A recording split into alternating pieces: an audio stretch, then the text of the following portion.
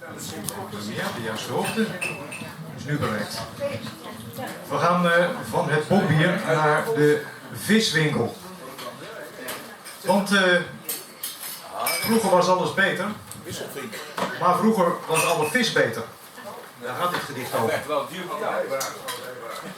Vroeger was alle vis beter.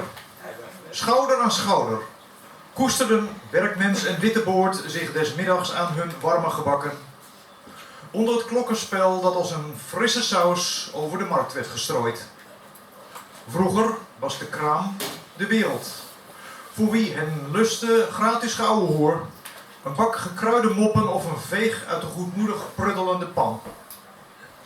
Aan langs vingers druipend frituurvet stoorde men zich zo min als aan de krantenkoppen waarvan men at.